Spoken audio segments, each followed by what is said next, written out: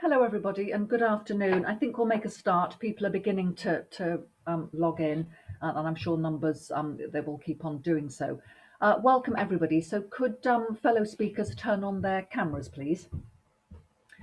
Really pleased to be with you here again today for our health and wellbeing webinar. Since the start of all this, home working has become just one of the many new normal.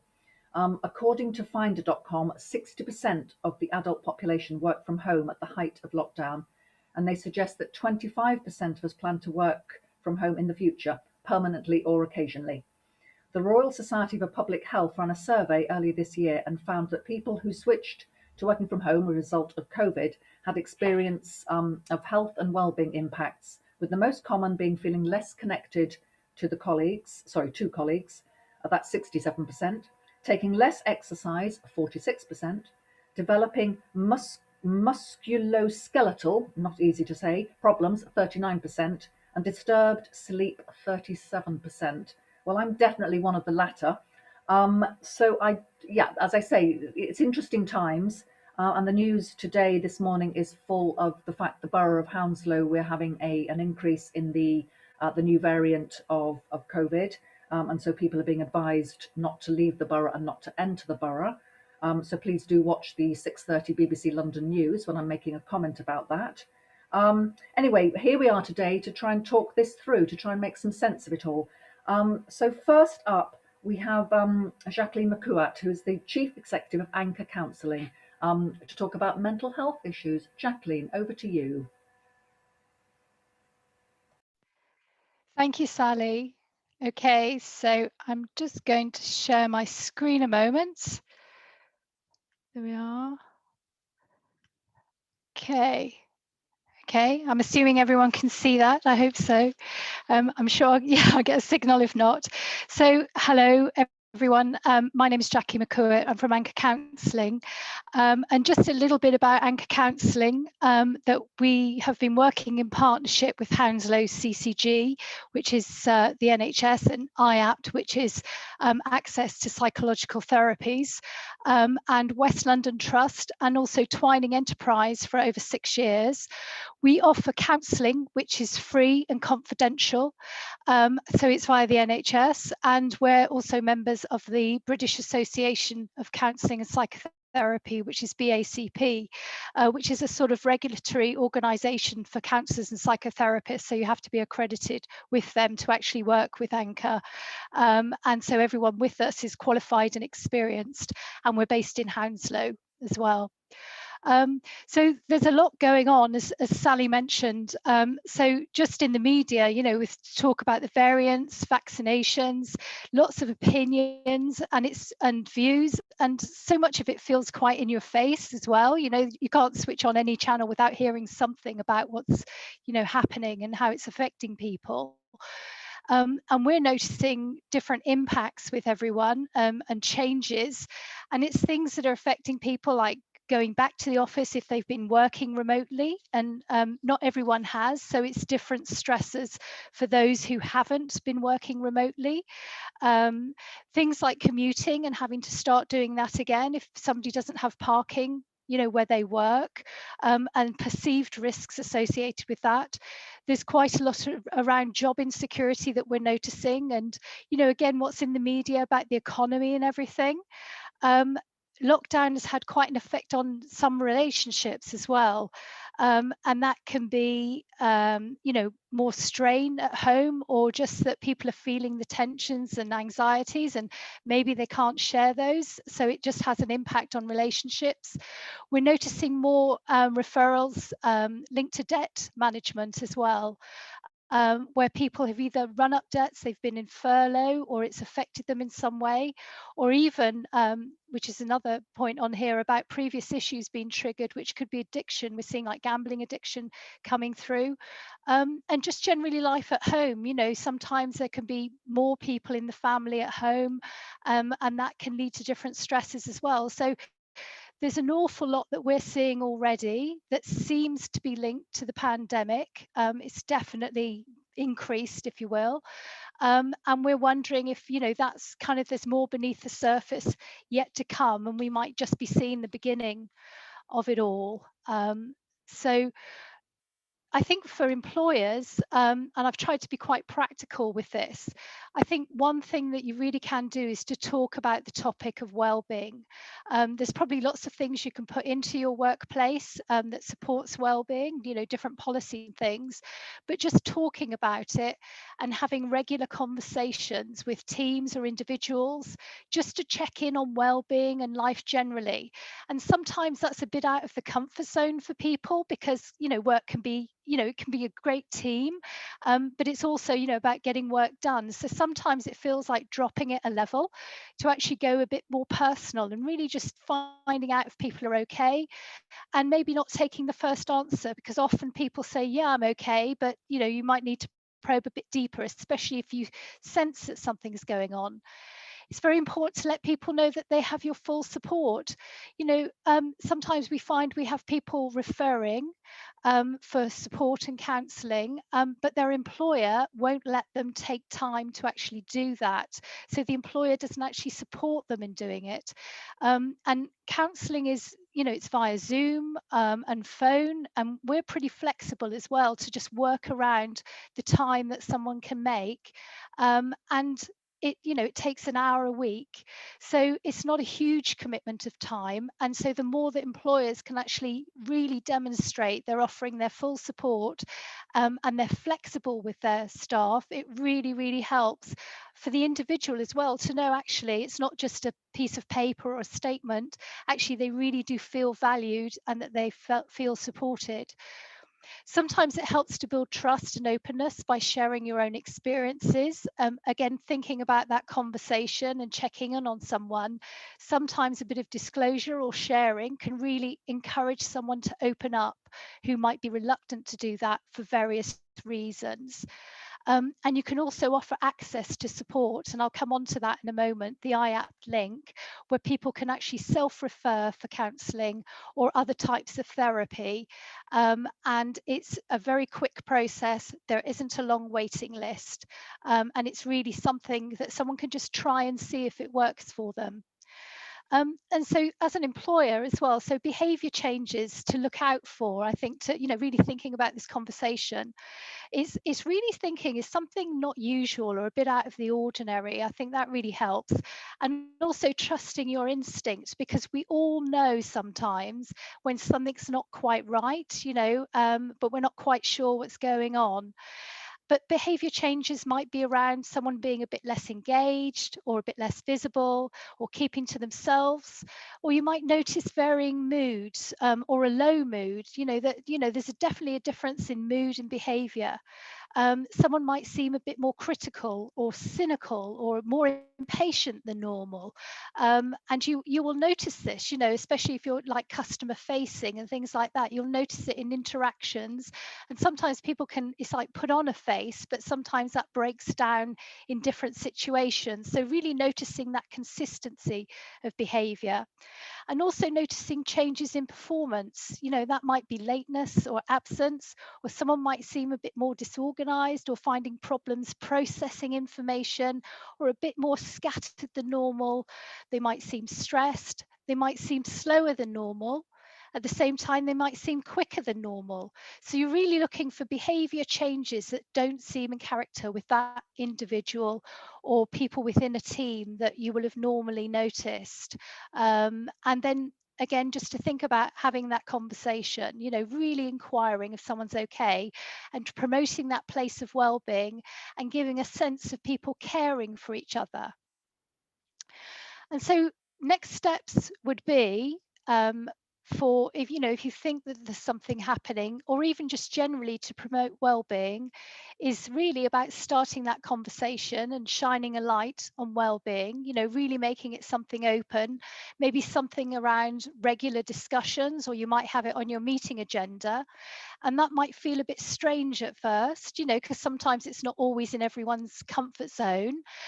But it's amazing how quickly people get used to the idea of well-being being on the agenda, and just having a quick chat about it, seeing how people are. And you can ask questions, you know, if it's an individual, you know, is it a new feeling? Is it affecting them at work? And if so, how? And if there's anyone that they can talk to. You know, one of the things is about understanding, does someone have a good support network? You know, have they got family and friends, or even their GP? Or if you have a mental health first aider, to perhaps ask them for advice as well. So it's really about bringing in as much support as possible and having that conversation. And this is the link I mentioned for Hounslow IAPT, and I'll share this after the webinar. So here is the link where people can self-refer. It's totally confidential, and it takes about 5 minutes, and then that starts the process of getting access to psychological support. And that's really it. So it's quite straightforward, really. Have that conversation. If in doubt, ask.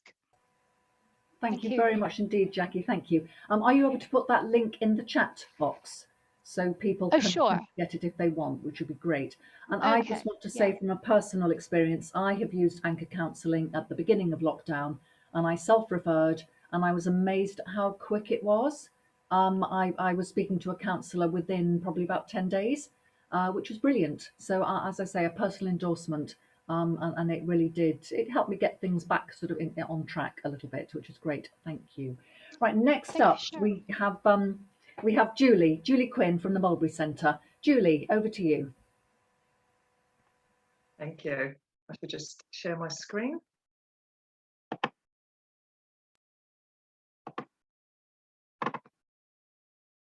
Can you see that? Yeah. So my name's Julie Quinn. I'm the Mulberry Macmillan Cancer Information Support Services Manager. In the light of the pandemic, we've had to make so many changes, which we did actually quite quickly and hopefully efficiently. It worked quite well anyway. We now have a lot of people presenting with cancer at later stage. And obviously with effective treatments delayed, there's a really great need for our services. So I'm just going to run through what we do and how we do it. Okay. I think, oh, there we go. So who we are. So we're a local cancer information support service. We are an independent charity that provides practical and emotional support for anyone affected by cancer. So again, we give opportunities to talk in confidence, to spend a little bit of time with somebody that's not emotionally involved particularly. They can access information that they might need. It's an environment when the garden's open or when the centre's open that they can come along, relax and recharge, and they can find understanding and support. So we provide practical and emotional support for people living with cancer, also their family and friends, carers, anyone bereaved due to cancer. We also are able to work with anyone living or working in the Hounslow area that's been given an end-of-life diagnosis, whether that's cancer or not, or anyone suffering from a bereavement. So palliative care, a definition of palliative care, covers the treatment, care and support given to patients with a life-limiting illness and their family and friends. So it's looking after, it's a whole package of looking after just not the person that's end of life, but family and friends as well. And it aims to, as far as possible, prevent and relieve the suffering that can develop from a serious condition. And that comes from carehome.co.uk.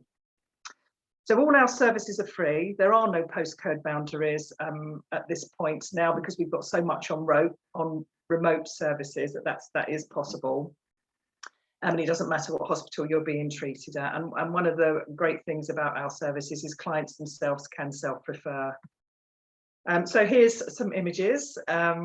Top left is the welcome area, and as you can see through the window there into the garden, and on the right hand side there's our garden, which is lovely when the weather's nice. Not so reliable at the moment, unfortunately, the last week or so. And at the bottom left there is one of the treatment rooms where we offer complementary therapies to our clients. So what do? So we offer counselling in various formats. Again, all our counsellors are BACP registered.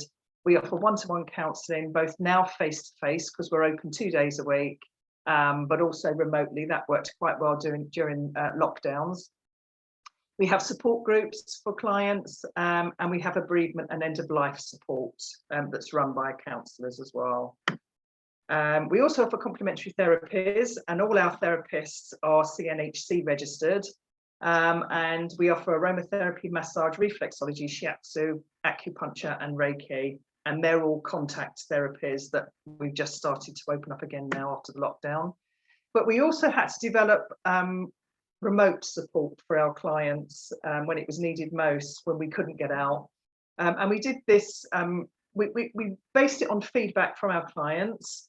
And one of the things we did is we did a one-to-one Zoom session where we could demonstrate massage techniques. And that was kind of to relieve stiff muscles, neck pain, shoulder pain, knee problems, lower back pain. We could show techniques to our clients to do to help. It obviously doesn't ever replace a full body massage, but it needs must really.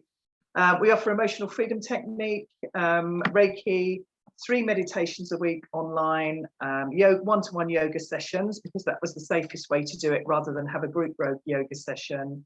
And we also make bespoke aroma sticks for our clients. So essential oils have all different properties and they can help with lots of emotional and physical symptoms, conditions.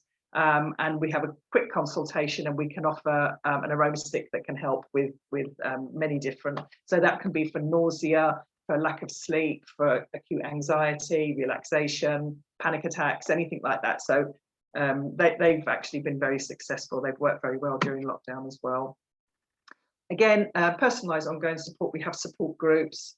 So anyone living with cancer, we have a cancer support group. We have a support group for carers, support group for people that have suffered from bereavement. We're just about to start a men's group. And we're also doing a soul midwife group, which support group. So that's for people supporting people, families, and people that are coming to end of life. Again, a lot of the knitter natter that we always had in place, we've had to obviously suspend temporarily, and we're looking to hopefully have them back on in by July, if everything goes well. But talking to Sally, after today, we're not sure what's happening. But coffee mornings, we've reinstated walks. So obviously small groups of 6. That would be, we do befriending calls for people that are isolated and less able to go onto Zoom sessions or don't feel confident to. So they have a weekly telephone call just to touch base and see how things are. And we have wellbeing classes and informative workshops that we run very regularly on a rolling timetable. We also have information centre on any form of cancers that clients may have, as well as welfare and benefits information. And we spend a lot of time reaching out to the community. Again, this has gone on to lockdown. We have managed to do some presentations, but they've been online. And I think we've done 2 in lockdown, as you can see from this image here, to nurses. And these nurses were all isolated, but they were going to work in West Middlesex Hospital. So it was just raising awareness of them. And so it's signs and symptoms is one of the things that we offer presentations on, and importance of screening. And just, from the pandemic, whilst there are many factors that can influence the chance of surviving cancer, a major factor is the stage of the disease at diagnosis. And research shows that only 6% of cancers are diagnosed as a result of screening. So that's really low. So we really need to make a point of getting that message out to people so that they are aware and they do take up the opportunity to screening when it's offered. So how do we do this? Well, it's all done with the help of volunteers. We have volunteers, welcomers, counsellors, therapists, wellbeing session delivers, befriending, workshop volunteers, support volunteers, and fundraising volunteers. And a wonderful thing, our complementary therapy team won the Macmillan Service Team of the Year in 2020. And we've been nominated for the Queen's Award this year too. So we should hear, it says later on, we should hear in the next week. So everything crossed from that, and I'm sure we'll keep you posted one way or the other. So how do we provide this support for free? It's all fundraising. It's all done with your help. In order to support people at a time that they need us most, we need to raise over 460,000 this year. We rely heavily on support for local communities and businesses, and as well as that, we receive a mix of statutory funding and grants from trusts and foundations. But we do this in other ways as well, which haven't been so successful this year, such as collection tins, individual donations, cake sales, quizzes and dance. Obviously, that's all gone on hold. the annual events like Christmas market and plant sales, again, all gone on hold, as well as, you know, people kind of electing to do marathons and sky jumps and all sorts of things, really. So everything's kind of gone on hold, which means we've been hit quite hard.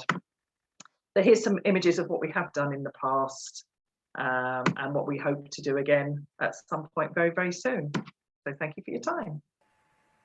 Thank you so much indeed. Thank you, Julie. I actually climbed Ben Nevis for the Mulberry Centre. I am thinking it was back in 2005, I'm thinking.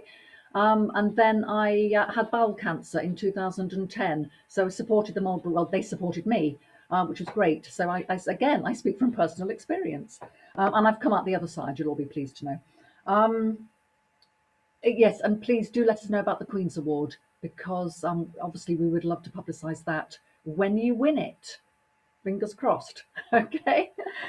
Next up, we have Vidya Netrakar of NKV Holistic Living. Vidya is a chamber member, well, was a chamber member with a different company, and then had a few fallow years, and has now come back with NKV Holistic Living. So over to you, Vidya. Thank you, Sally. It's been a long time. I joined Hounslow Chambers, and now I'm coming back after almost 10, 12 years. So I'll be continuing with what Julie told. So our NKV Holistic is got to do more with yoga and the yoga therapies. So I'd like to share the screen here.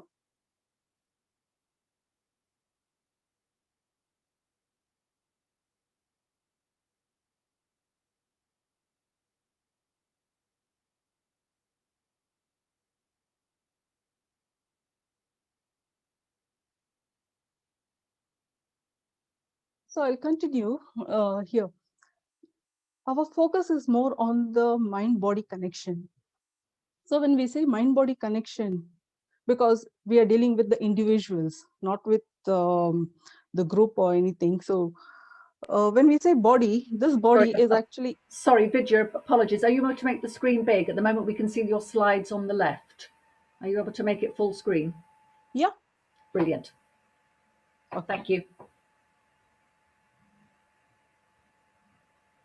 So when we talk about the body is the accumulation of what we eat. So a lot of importance is given to what goes into the body. So we have to have a conscious eating, because when we talk of mind and body connection, we have to look it in a holistic way, in a holistic approach. So we have many things coming around it. And normally when we tell mind, normally we'll show the head, we show the brain. But according to the yogic sciences, we tell that mind is everywhere. When we tell everywhere, the entire body. And each and every cell has a mind of its own. When we see, if you go deep down, if we see every cell, it's having its own memory and it's having its own intelligence. We think we are more intelligent, but our cells are more intelligent and it stores a lot of memory. So we can say that it is actually, we have an internal doctor within us, which actually heals us. And what we call it as a immune system.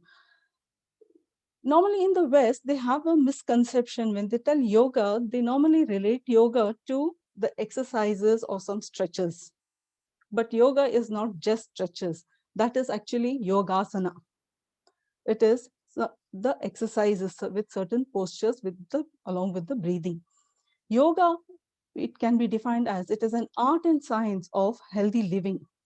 Yoga, it is actually a discipline which is based on extremely subtle science that focuses on the mind, body, and bringing the harmony within the mind and the body. So a lot of emphasis is given to conscious breathing in yoga. So when we talk of conscious breathing, we need a mechanism which will actually connect us, this body and the mind. When we tell mind, the entire mind, we have the inside also we have a mind, outside also we have a mind, but at present we are thinking only of the internal mind. So the more focus what we are doing is getting into us and trying to solve the problems. So the bridge between this mind and the body is the breath. So yoga teaches us how to master the art of breathing. So we call it as the conscious breathing or pranayama. Here I have to tell, we don't have the terminologies in English to describe pranayama. So prana is life, prana is energy. Yama is to control. So it is actually, pranayama is how you control your breath when you're breathing in and breathing out. So we have many pranayamas. One, to start to tell very basic thing, is the equal breathing. The amount of breath what you inhale, breathing is inhalation and exhalation. So if you're agitated, or if you are if there is anxiety, so that time you can just check your breathing. Just place your hand just below your nostrils and check your breathing. You see that you'll be breathing very fast. So the main thing is to control the breath if you have to control the mind. Why we give so much of importance? If there is a anxiety or stress or any disorder which has been expressed in this physical body, it comes through the mind. So we have to focus on this equal breathing. So in equal breathing it is simple. Just sit in a calm, cool, calm position and do the counts 1, 2, 3, 4, 1, 2, 3, 4 when you inhale and when you exhale. That is the basic simple one. The alternate nostril breathing, breathing through the left nostril, exhaling through the right nostril, then left, and then with the right nostril. Then we have something called, which is the yogic breathing.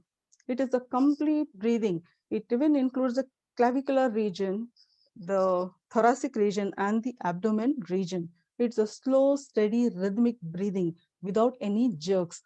And all these breathing, it needs a lot of practice. So it has to be done in a very slow pace. Yoga itself is a very gradual process. Then we have something called as sectional breathing. In sectional breathing, you place the hand in, when we are doing any breathing, if you just place your hand the facing down or facing up, and if you focus on the breathing, you see that the breathing is in a particular fashion. So you just place your hand below your armpit or just below your ribs. That time you can see that the breathing is focused in that particular region of the body. Then we have the mudra pranayama. Mudra pranayama, mudra is nothing but it is the hand gestures.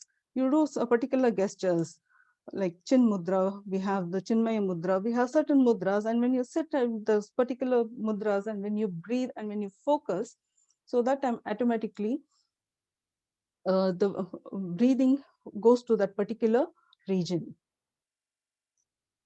Here when we talk NKV or whatever we tell, for it is common for everyone, where one needs to do their self-management. So based on the yogic principles, we have these 4 pillars which we have come up with. It is the understanding the self, analyzing the self, disciplining the self, and uplifting the self. The first one, in understanding the self, certain basic things, like there are many do's and don'ts. So telling, being truthful, being honest, practicing non-violence, these are very simple things. When we tell, oh, what is it? It's just so simple. But actually when we bring it to practice, then it is a challenge. But why we have to deal with that? Because when you deal with that, only then you can go to the next further higher levels where you can manage and control the mind.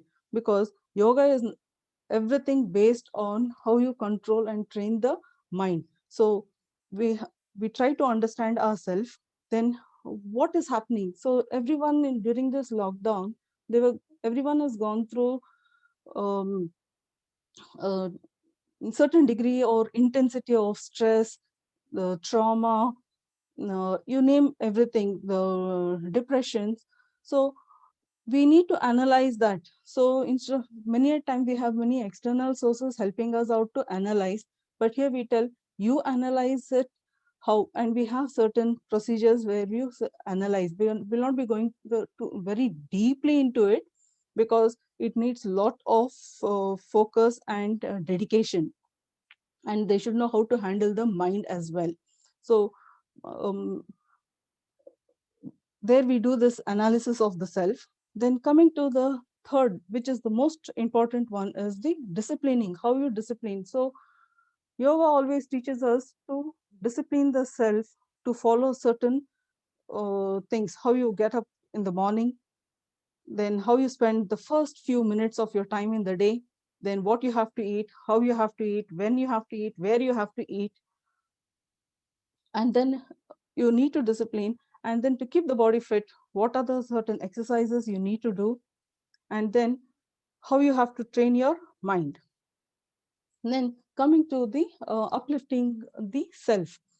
So when you do this yogasana, or when you do the pranayama, then you fall with the next aspect, where every time we use only these 5 sense organs we see outside, and we capture everything and we try doing to control ourselves. But yoga teaches us, from these 5 sense organs, you go inside and then see how you can change and develop yourself. So that is a technique there. So yoga gives us a lot of tools and techniques how we can handle and manage our own self. After that, we have the sessions where we can focus, pay attention, and then concentration. After that, we have the next level where we can uplift ourselves, that is the meditation.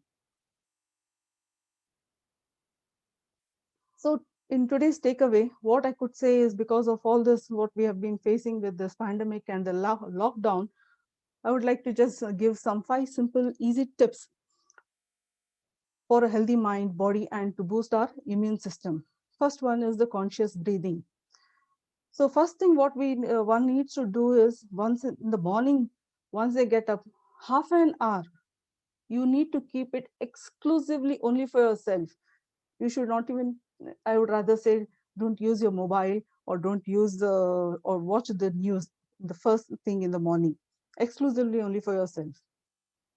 So do conscious breathing. Wherever you're sitting, sit in a comfortable position. Just breathe. First, bring your concentration to the tip of the nostrils and slowly inhale and exhale. Just see how you're breathing in and how deep you can breathe in and how you can breathe out. So you have to breathe with awareness. The second one is the Brahmari Pranayama. Brahmari means it is humming. We have the bees humming.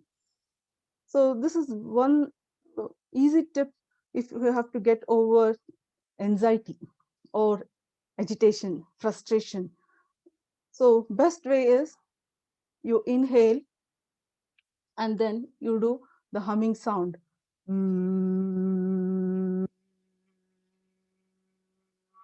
Just do 5 cycles in the morning. This Brahmari Pranayama is shown in recent studies that it's been very beneficial for COVID patients, and then it also increases the nitrous oxide in the lungs and it boosts the immune system. When we are doing Brahmari Pranayama, we have to see that you can experience the vibrations in the head region and in the upper body region. So we have many variants in Brahmari Pranayama. Then another tip is the passive listening. In passive listening, you can just sit in an open space, either in your garden or if you go out for a walk. Without being active, just listen to the birds chirping or the dog bark, but you're not reacting to any of the sound. You're not being active. It is just happening in the background. Here, the focus is to train your mind to sit in that particular position and to focus and to calm. So it actually works at the subconscious level. The fourth tip, or say, which is the golden milk or the golden drink. It is a very simple one where you use just a quarter teaspoon of turmeric powder with a hot milk. If you don't like milk, you can use warm water and take it in the morning in the empty stomach, which will boost the immune system. Turmeric is having an anti-inflammatory property, it's having antiseptic property, and it helps a lot to boost our system. Then the last one is the positive thoughts. So because we are going through all these kind of the situations, what we are facing right now, the traumas. So along with that, we have many good things in our day-to-day life. So recollect and make a list of at least 5 things. If you can make more, 10, make a list of all the good things who made you happy, who cheered you up, or you felt good. Make a list of it just before going to bed. Why? Because again, what you're going to feed your mind before going to sleep, it actually works on the subconscious mind. So the next morning you would be having a good night's sleep and you would be waking up fresh. Otherwise, just watching a horror movie and tell that I had a horrible dream, I never had good sleep, it doesn't work that way. So with this note, I will come to an end of my session and I'll pass it on to Sally. Thank you, Sally, for giving me this opportunity.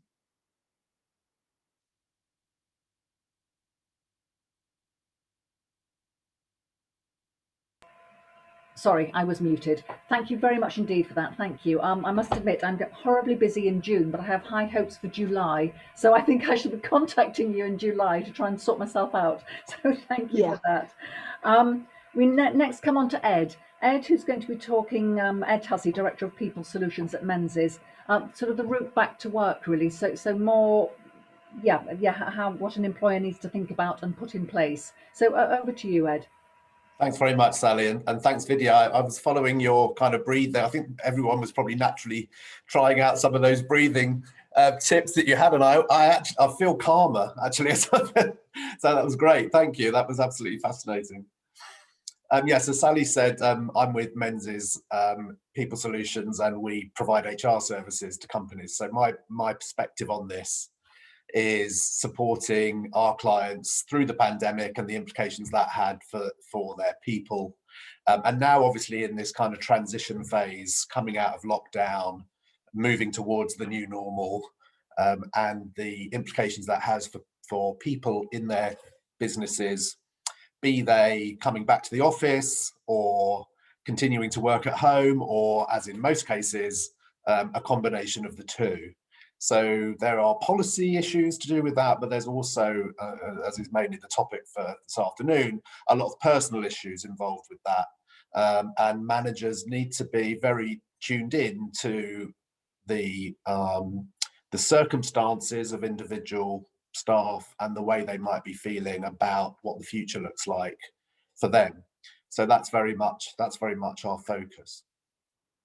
About half of the UK workforce are in jobs that can be done, at least in part, from home. So this is a big consideration currently for businesses having been through the pandemic. And a whole range of surveys has highlighted the fact that the majority of companies won't require their staff to return to the office full time and are probably going to be moving to this hybrid model of part in the office and part at home. And there's good evidence to suggest this can work well for businesses and their employees in general. But having said that, if you take a one-size-fits-all approach to it, it's not going to address the many challenges that come from applying it to people of different ages, different personalities, different domestic arrangements, and different experiences that they've had through the course of the last year or so. And so there are management challenges that need to be faced if we're going to take this opportunity of reshaping the world of work and making it work both for the company and for the individuals involved. So some employees are clamoring to get back into the office. And by the way, I'm also talking about this from a personal perspective, because today is actually my second day back in the office in the last 14 months. My first day back was last week.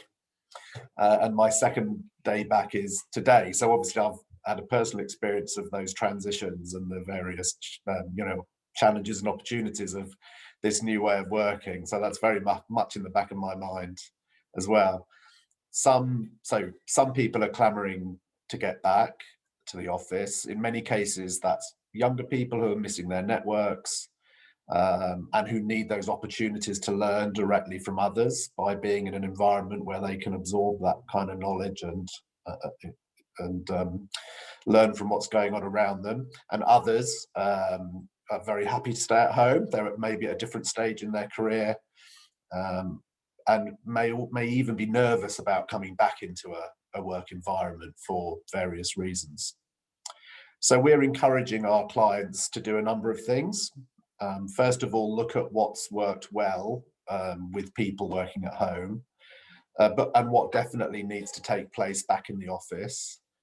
There's evidence around this that says that routine tasks are more productively done at home, and so actually you can boost short-term productivity if by certain tasks being done at home. But drivers of long-term productivity, in other words, kind of innovation and creativity, new product development, process improvement, happen best in a more collaborative environment. And with the best will in the world, being in the same space together does have its benefits. And that's where this concept of hybrid comes from. But one of the things I think is very important for individuals is that they kind of do the right things in the right places. If we ask people to do things at home that aren't suited to be done at home, that will add to their stress. If we try to put square pegs in round holes, then it's not going to work very well for the business, and it will just add to the pressure that people feel. So think about what this might look like going forward. Secondly, and it's been mentioned by Jacqueline, gather the thoughts of individual members of staff. Individual connection between managers and their team members is really, really important. Understanding individual circumstances, from someone's personality to their kind of living environments. These are all lots of things that are going to be determinants of how successful home working can be for some, and therefore, who might be needing and wanting to spend more time back in the office environment. We know that isolation has led to poor mental health. There's plenty of statistics about how mental health's been affected by the changes that we've experienced over the last year. So understanding where those issues exist in your workforce on an individual basis, and basic nervousness about coming back into a work environment. People may have been particularly vulnerable, they may have been shielding. For them, there are some very big steps to take coming back into the work environment. So for example, communication around what your COVID safe practices are, how you can reassure them around, the care that you're taking in the work environment to keep them safe. There's a huge amount of communication and kind of personal interaction to help people feel reassured, to have their questions answered. And also for organizations to understand, how they might need to adapt things for different people. The more individualized you can be, I think the more successful it's going to be all round. I think businesses also need to make an honest assessment of whether their culture is ready for significant home working. And what I mean by that is, it's primarily, do you measure employee success based on outputs, what's produced, rather than inputs? Sorry, I've just knocked my laptop over. I knew it was very precariously perched. So do you tend to measure outputs rather than inputs? So measuring outputs, what people produce is by far the best way to go if you're going to motivate people. But also, home working requires a lot of trust. And if you can't trust and measure that people are measure things on the basis that people are doing the right things or producing the right results. If you have a propensity to want to measure the hours, particularly the hours they work and and what they're putting in, that's not a good recipe for home working. And so I think, and again, there's the potential for stress to build up in a system where people are working from home, but there's a bit of an unhealthy relationship in terms of the degree to which they're trusted to do the right thing and and produce the right results. So there's something around that we're talking to our clients about as well. In terms of policy, so most businesses are thinking about how they want to manage this going forward and are arriving at a kind of policy position on home working, office working, and this concept of hybrid. And in most cases, it would appear that this hybrid policy is going to be the one that's used going forward. And a lot of companies are, for example, saying that, not being completely definitive about it, but saying that there's a guide or a minimum to aim for example, in relation to, say, working from the office 2 or 3 days a week with the rest at home. And that to me sounds like a reasonable, certainly from my, reflecting on my own personal, situation, that's a good place to be, I think, because that says that we're prepared to be flexible to account for people's individual circumstances. We're prepared to, to trust that people are going to do the right thing for themselves and their families and getting their work done. And it also allows the flexibility for those people who need or want to be in the office environment for more or less time, can make those decisions. And so it's that kind of policy framework, I think, that's going to help people to be able to manage their own circumstances and then have the reassurance that their bosses and their organizations are thinking about them and looking after them and being sensitive to their needs.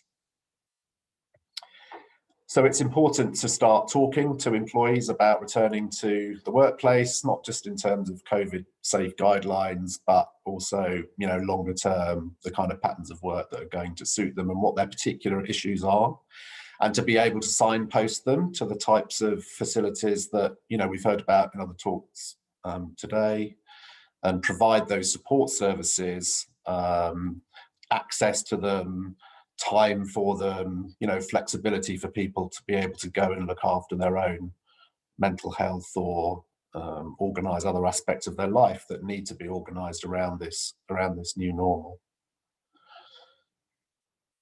Certainly from Menzies' point of view, my company, they're giving priority to people who want to come back. Obviously, we're still in a situation where there's a limited amount of space in the office with social distancing, so allowing those who have a particular need to be back in the office to take priority, with other people kind of holding back a bit, phasing people in gradually, asking people to come forward with any questions that they have to address their concerns, making sure everybody's got a very clear point of contact, someone that they can talk to in relation to any particular concerns that they've got. And also planning the reintegration of some people who may have been on furlough throughout the whole period. I mean, we certainly know people who haven't done any work, be it at home or at their place of work, for 14 months. And actually, for them, the prospect of coming back to work in any capacity, it has its challenges, and that their reintegration back into the workplace, into teams that might look different to the ones that they left 14 months ago, into clients' circumstances that have changed. A lot will be different for them, and so that requires particular consideration as well. And for those that are going to continue working from home for all or part of the time, employers still have a duty to look after their health and safety. So there are things to consider in that respect, in terms of risk assessments for people working in their home environments, you know, and sorting out practical things like, you know, what's the employer going to provide? What's the employee going to provide? Have they got their insurance in place that's going to, you know, account for things if anything goes wrong while you're working in your home environment? But also managing those remote workers, managing people at a distance, you know, making particular efforts to stay in touch when, if you're used to a situation where you've all been in one space and now people are distributed on a long-term basis, we're no longer in that kind of crisis mode where I think people were making particular efforts to stay in touch. You know, when this becomes business as normal, it's going to be a slightly different type of environment. And people who are out of sight could become a bit out of mind. So it's important to recreate those structures where because there are real risks that people who are particularly home working more of the time do risk losing out on things like, you know, the communication, the training, the promotion opportunities, the, you know, the opportunities to get involved in things quite so much. So there are particular requirements to take account of those people who maybe aren't quite as visible on an ongoing basis. And finally, I think the boundary between home and work has been a struggle. And this is something that, you know, that I personally reflect on. I love working from home, but actually the challenge I've faced is the boundary between what's work and what's home becomes very blurred. And I think that's a reason why some people are going to be quite keen, actually. I think they're going to want a bit of structure back. And so therefore coming back into the office can provide that. But there is a particular, I think, issue for people who purport to want to work at home. And in fact, there's some evidence to say that, you know, introverts, because, you know, personality types drive some of this. And I was reading something this morning, some studies that said, you know, introverts might be the people you'd expect to want to work at home and that more, and that's true, but they do then become particularly susceptible to this situation around blurring the lines between what's home and what's work. So, you know, are you going to encourage people to be flexible? Because I think, you know, good employers want to be flexible and say work when you can and, you know, manage it that way. And others are going to say, actually, we'd like people to stick to their basic working hours. And there are arguments for both, but the risk is that that blurring of the line, you know, where work becomes home and home becomes work, is actually quite difficult mentally, I think, after a period of time. So recognise those issues, talk about them, provide guidance on them, allow people to talk about them and get access to help. So those are some of the things that we've been talking to our clients about over the last couple of months. Thank you very much indeed, Ed. And I must admit, we haven't had a huge amount of places to go during lockdown, so all you tend to do is work. Yes. So, and I worry now we're beginning to be able to go out a bit more. The work still is there to be done, so it's an interesting one how we're going to fix it all up. Anyway, the final speaker is Alan. We call this the Hounslow Chamber sandwich. I tend to start, and Alan tends to take over. Alan, over to you. Dare I ever say the point of take over, Sally? Goodness gracious me. Compliment. I was picking up on quite a few things from what different people said today. And the thought of some people haven't worked for 14 months is frankly horrendous. But nevertheless, it's out there. And how do people get their heads round getting back into this travel to work issue, let alone what they do when they actually get there? And some of the younger people that Sally and I have spoken to talk about having their work experience in the city robbed from them in a way that the university experience has been taken from a lot of people. Because when you're young and you're working in town, in the city, and for big companies, you get to mix, understand, see how things really work, which is a bit more difficult when you're working at home on your own, from a kitchen table, from a table in your bedroom, to suddenly getting back there into a big work environment. I spotted in the news today that EY is going to be calling 17,500 of its workers back to work now for a couple of days a week on a regular basis starting from September. So at least they're giving their employees a little bit of notice. I don't know how much notice Menzies gave their staff to go back in the office, Ed. But you know that there's also a big issue about all those clothes that you've got hanging in your wardrobe. Those clothes seem to have shrunk in the last 14 months because we definitely haven't changed in size. We're all exactly the same. But you know those are the external things that you can see. It's the inside bits that's the more difficult side. And I'm going to try humming a bit in the morning. I don't know about you, Sally. I've tried the breathing bit. I'm going to try humming a little bit as well. And having those positive vibes, especially to get a good night's sleep, instead of a dread of what's it going to be like going on the underground to get to work in the morning. It is quite something. And I didn't realise that was you climbing up the mountain a few years ago. Sally. Yes, but I climbed Ben Nevis for the Mulberry Centre back in 2005. I thought I recognised you. That was me behind you. You didn't look round and see me, did you? I'm afraid not. No. It was quite an experience. I've got a quick question for Jackie. There's much talk about young people and mental health problems. Is that, have you experienced that? Are our youngsters, you know, school-age children, are they experiencing difficulties more so than usual?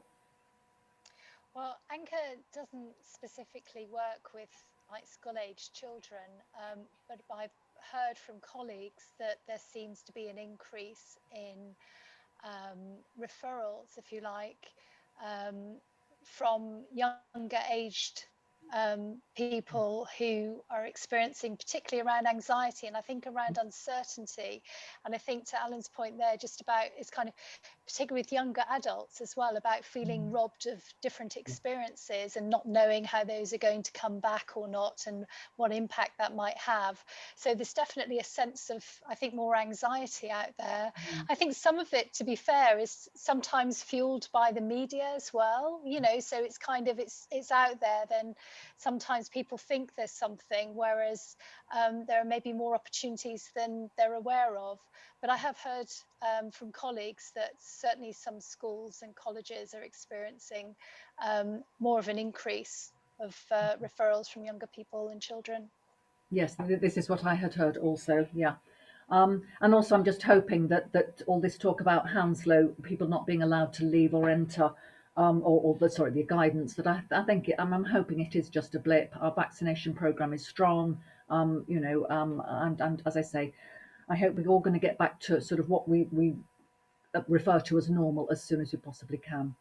I do want to just thank you everybody for your time this afternoon. A few reminders, all our websites are on our YouTube channel, so people can sort of look at them at their leisure, and they're on by the day that they're, you know, I mean, Lisa will get this onto the channel as soon as she can. And also the council have asked me to always point out that if you run a business in Hounslow, there are several grants available for you to help rebuild your business. And you need to look at hounslow.gov.uk/COVID-business-grants. Yes, so please do you know, there is money out there. Some of the grants are limited, so it's on a first come first serve basis. So please, you know, do have a look, but there's still time to apply. Okie dokie. Thank you very much, everybody. Again, keep safe and watch BBC News tonight at 6:30. Okay. To see Sally Smith. Yeah, that's right. Thank you very much indeed. Go carefully. All right. Keep safe. Thank you. Stay safe out there. Bye-bye. Cheers. Bye.